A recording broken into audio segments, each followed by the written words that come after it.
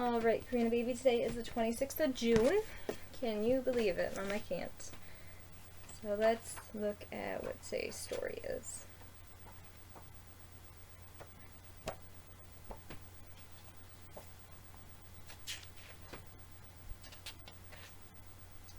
It's the old dollhouse.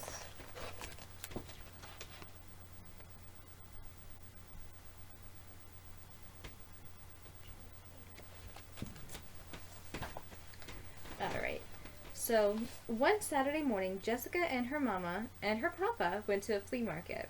There were lots of people in the town hall jostling for bargains.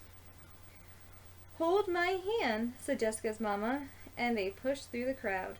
They made their way to a stall piled high with things for the kitchen.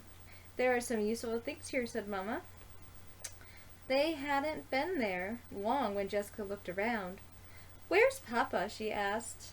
"He's probably found the junk stall," said Mama.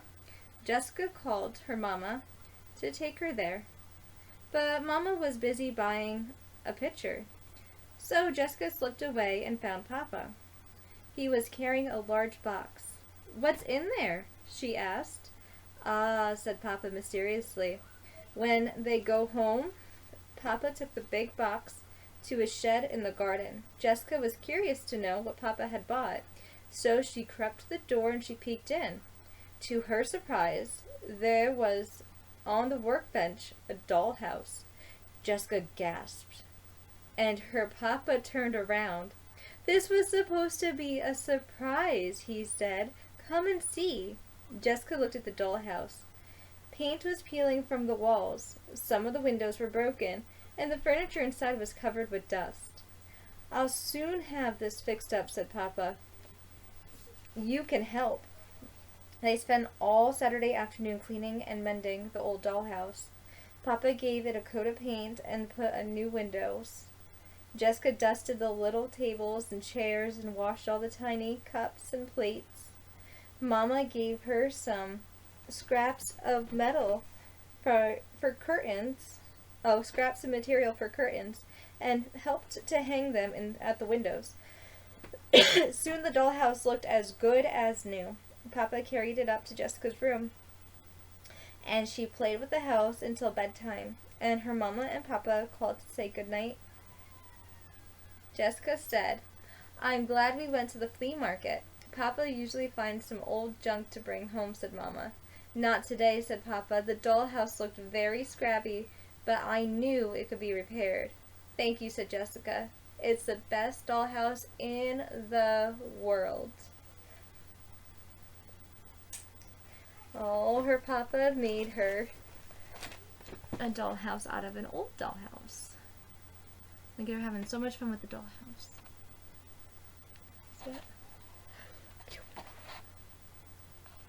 There she is. He did so good. That was the old dollhouse.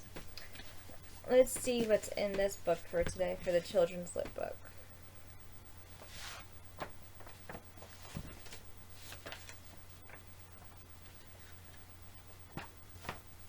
The Elves and the Shoemaker.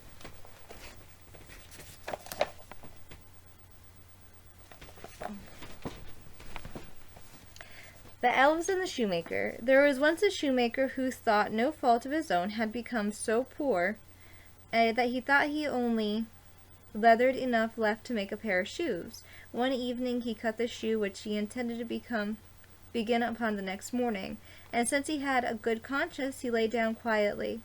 He said his prayers and he fell asleep. In the morning, when he had said his prayers and was preparing to sit down to work, he found a pair of shoes standing finished on the table. He was amazed and could not understand it in the least. He took the shoes in his hand and examined them more closely. They were so neatly sewn that not a stitch was out of place, and were as good as the work of a master's hand. Soon afterwards, a purchaser came in And as he was much pleased with the shoes, he paid more than the ordinary price for them, so that the shoemaker was able to buy leather for 2 pairs of shoes with the money. He cut them out at the evening, and the next day, with fresh courage, was able to go to work. But he had no need to, for when he got up the shoes were finished, and buyers were not lacking. These gave him so much money that he was able to buy leather for 4 pairs of shoes. Early the next morning he found the 4 pairs finished, and so it went on. When he cut out the evening was finished in the morning, so that he was soon able to soon again in comfortable circumstances and began a well-to-do man. Now it happened one evening, not long before Christmas, when he had to cut out some shoes as usual, and he said to his wife, "How could it be if we were to sit up to see who it is that lends us such a helping hand?" The wife agreed and lit the candle, and they hid themselves in the corner of the room behind the clothes which were hanging there. At midnight came 2 naked men, which sat down at the shoemaker's table, took up the cut-out work, and began with their tiny fingers to stitch, sew, and hammer, so neatly, so quietly, that the shoemaker could not believe his eyes. So quickly that the shoemaker could not believe his eyes. They did not stop till everything was quite finished and stood complete on the table. Then they ran swiftly away. The next day the wife said, "The little men have made us rich, and we ought to show our gratitude. They were running about with nothing on, and must freeze with cold.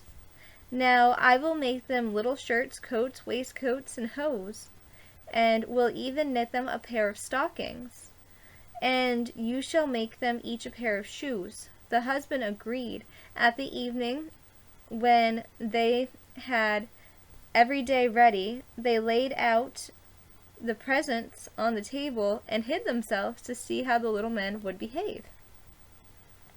Hiding, they watched the elves. Look at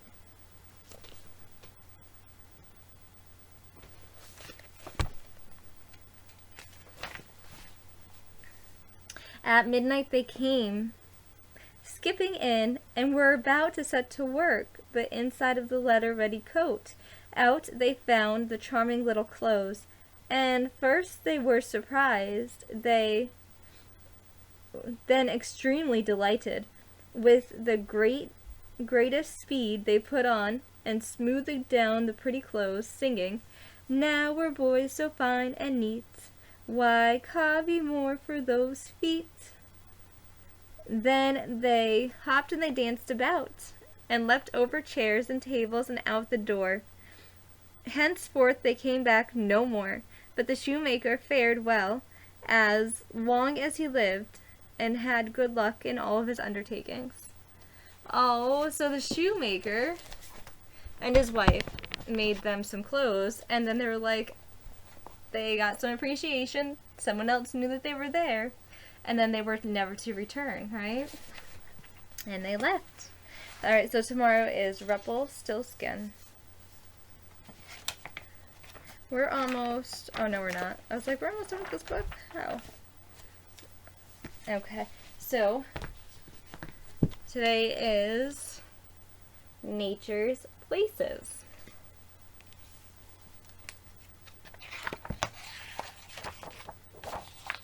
Okay. Nature's Places. Desert. A desert is a region that gets little rain. Most deserts are very hot during the day and cool at night. The big picture shows the Mojave Desert in Africa. Animals and plants that live here have developed ways to survive in the heat and the hot, dry desert. Sometimes heavy rain falls in a desert. Colorful flowers may soon bloom after the rain. It's a fact. Camels are desert animals and can go days, even weeks without eating. Their bodies use the fat from the food that they have eaten, and then they store it in the humps of their backs. Sand dunes are hills made of sand. They are formed by wind. The gecko lifts its limbs high for relief from the hot sand. The quiver trees grow only in hot places. Weaver birds build large group nests in the trees. A chameleon can change color to blend in with its surroundings.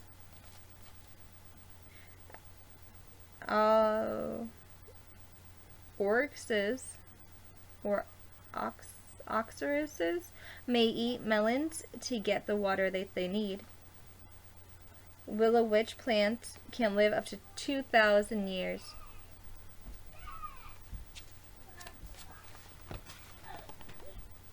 So there's the gecko. Look at how high he's lifting his limbs.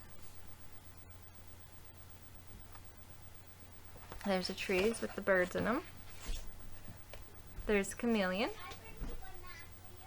And then that plant lived 2,000 years. And look at how nice the flowers grow.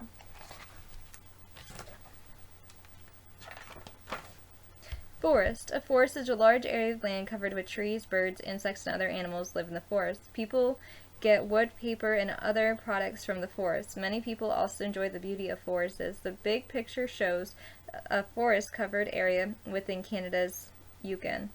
It's a fact. Since 1950, over half the world's trees have disappeared. White spruce trees covered much of the Yukon. Flankin keeps a lookout for food. A falcon keeps a lookout for food from high in the tree branches. Fireweed is a wildflower that springs up quickly after a forest fire. Elks travel in herds. They eat mostly glass. Wolves hunt in large hooves. Animals in the forest. A moose roams the forest alone. He eats woodly plants of the forest. Some scientists work to protect forests. They check to make sure forests stay healthy.